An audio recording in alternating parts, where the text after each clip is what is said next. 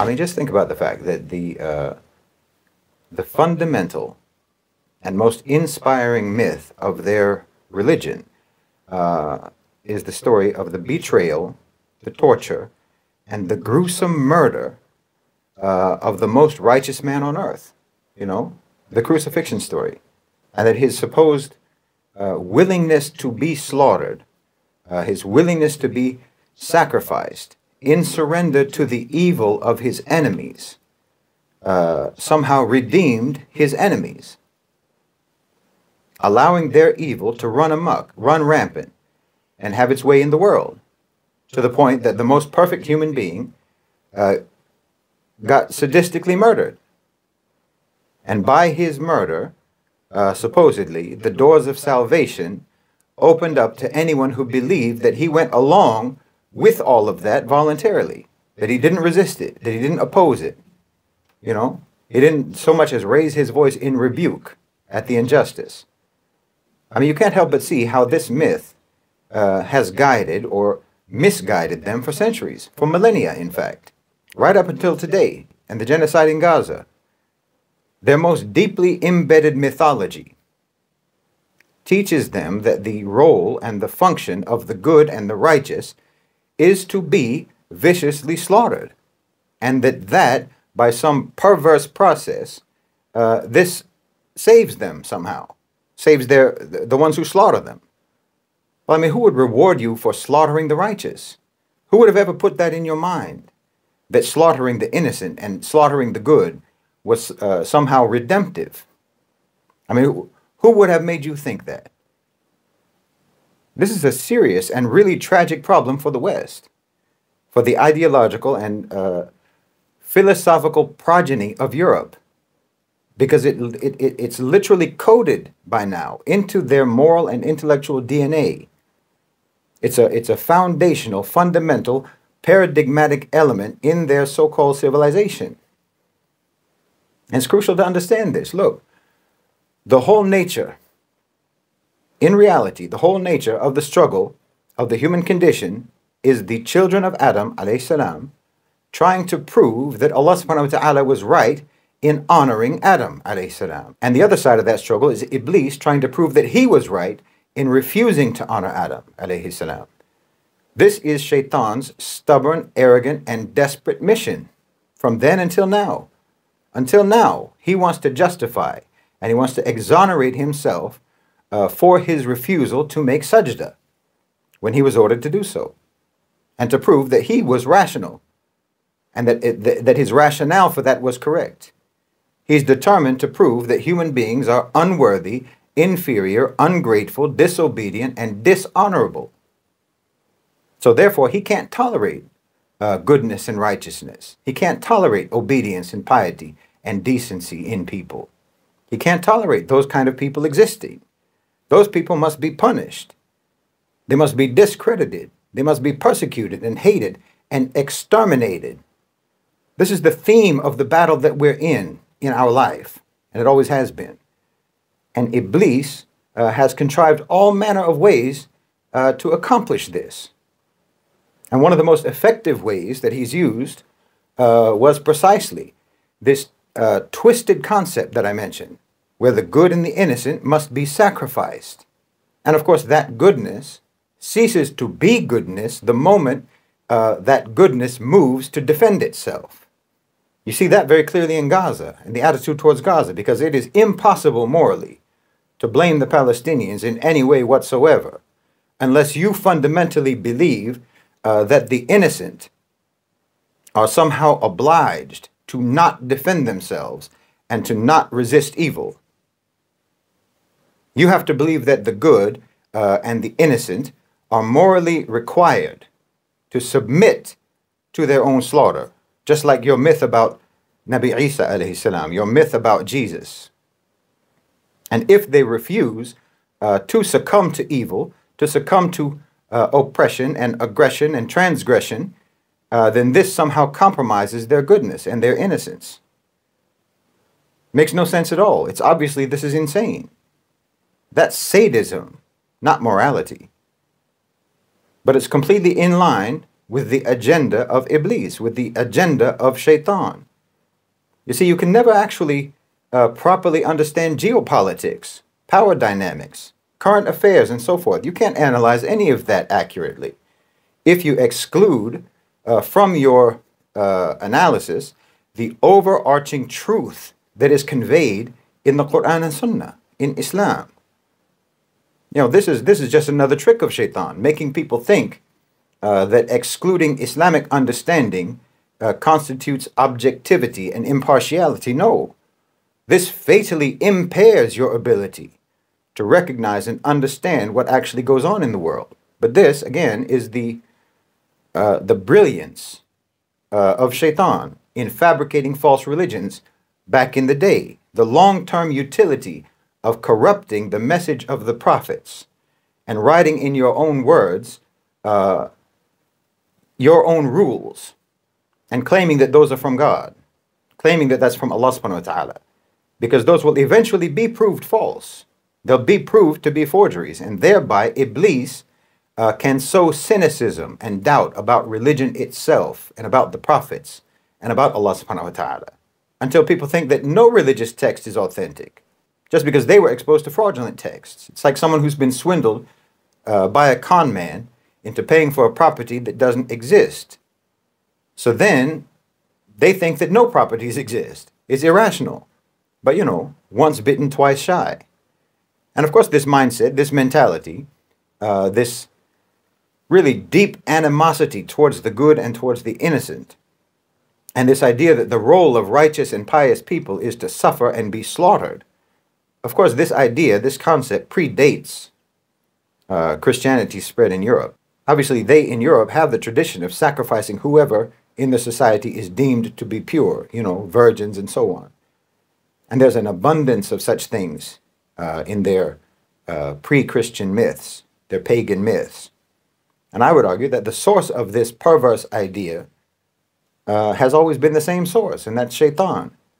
All they did, or all he did, was to Christianize what was essentially his hatred for goodness and decency. His hatred, Shaytaan's hatred, for upright conduct and morality, which he then translated for them into this concept of redemptive suffering, redemptive sacrifice, even though his only real interest is the elimination of the righteous, the elimination of righteousness. But you see how this concept runs through their veins, ideologically, philosophically, morally. And then you can see how that manifests in policy. So I'm telling you, you can't separate these things if you care at all about understanding the world accurately, or if you care about understanding the West accurately. You can't do analysis without understanding this. Not proper analysis. They think that their sins are someone else's responsibility. This is foundational for them. And more precisely, that their sins are the responsibility not just of someone else, but someone else who is sinless or who is good or who's moral.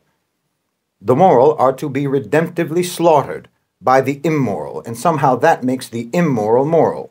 This is the root, and policies are the branches of their foundational moral confusion. As I said, it's tragic. It's truly tragic because, of course, like anyone else, you have Westerners, non-Muslims, who genuinely want to be moral, who genuinely want to be good, sincerely want that, because that's human nature. That's your fitrah. But it's just like those, have you seen those watermelons that they grow in Japan, that they grow them in cages or in boxes so that they unnaturally grow into a square shape, just so that they'll be more easy to, you know, organize on the shelves? It's bizarre. And so in the West, it's the same. You grow them in a whole architecture of philosophical and cultural restrictions that deforms their moral sense. And I'm telling you, you know, you have all of these movements in the West for a return to traditional values and so forth. That's not a solution. That's not going to solve your problem. You are where you are today because this is the only place that your past could ever have led you. The only place that your so-called traditional values could have ever led you. So if you try to revive your Christian past, you'll just be on a loop. Corrupt and confused values, and then a corrupt and confused rejection of those values, and then back again and over and over and over. And that's basically the moral history of the West. That's what's been going on for 2,000 years.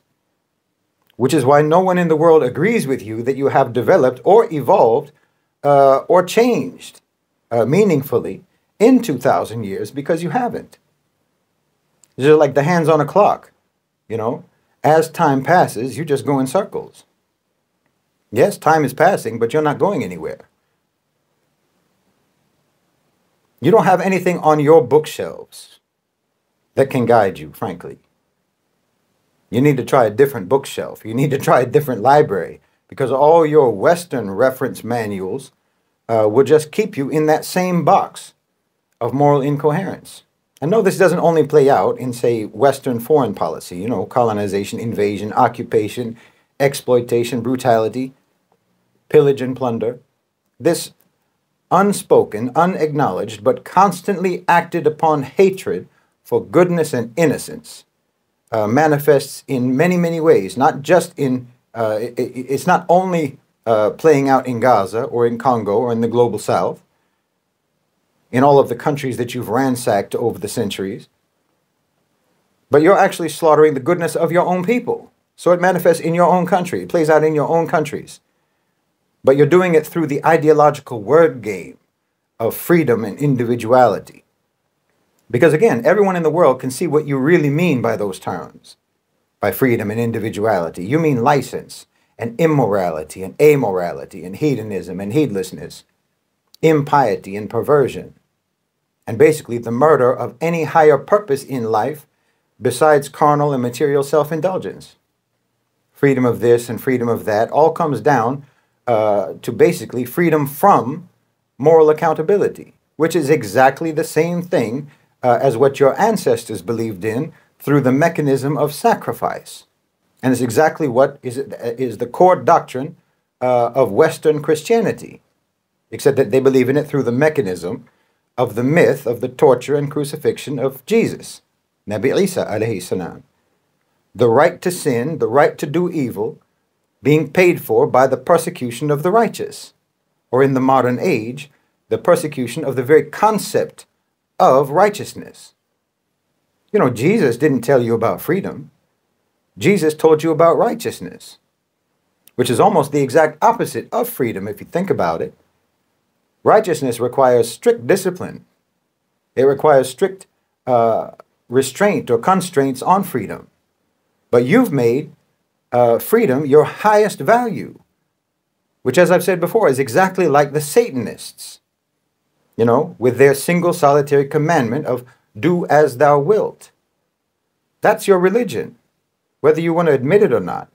And whether you want to admit it or not, it's catastrophic to righteousness, to your own righteousness. And of course, it's just a word game anyway, because none of you are actually free in reality. You're not free in your daily life, and you're not free in your conscience.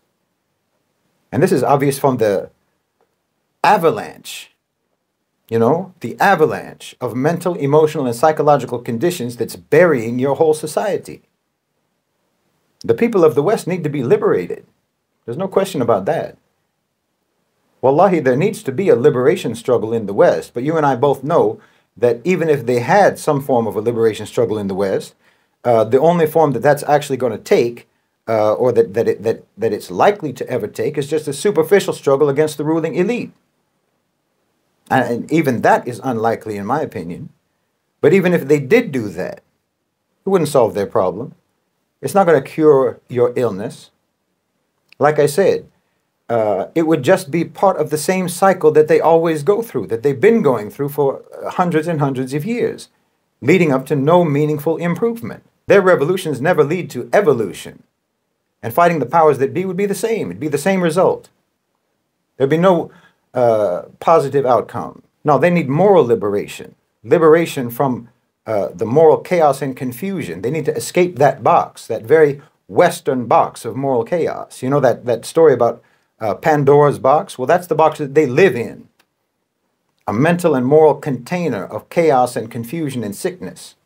This is why they literally cannot understand anything outside of their own experience and their own history. Because mentally they're in a box. Culturally, they're in a box. Psychologically, they think that their history, for example, with a fabricated religion that was only ever used to control people, they think that that means that all religions are like that. They think that whatever experience they have had must be universally applicable. Whatever applies to them applies to everyone.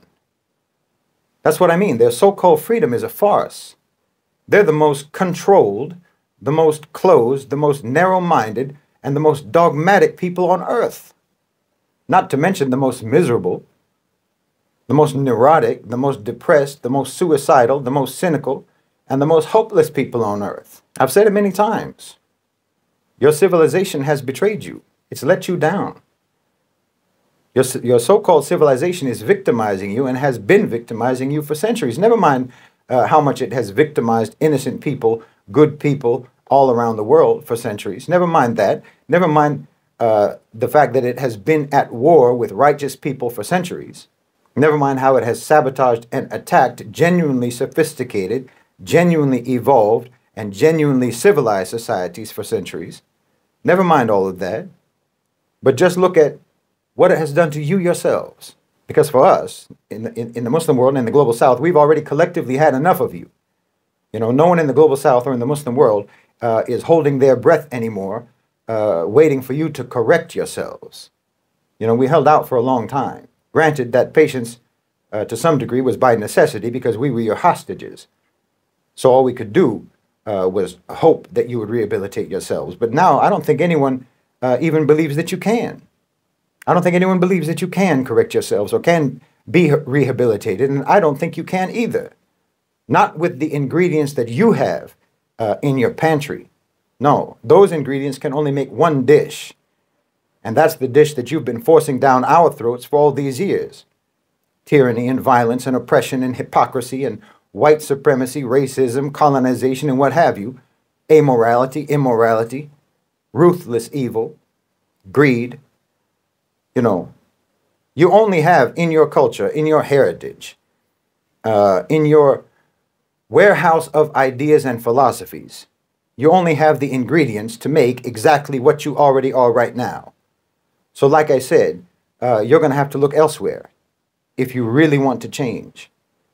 If you ever want to truly civilize, you're going to have to look elsewhere for some ideas. I'm not saying you can't do it. I'm just saying that you can't do it with the parts that you have right now. You know, it's like if you buy a couch from IKEA, and then when you get the box home and you open up the box, you find that there's only some toothpicks and masking tape inside the box. You can't make a couch with that. It's not going to work.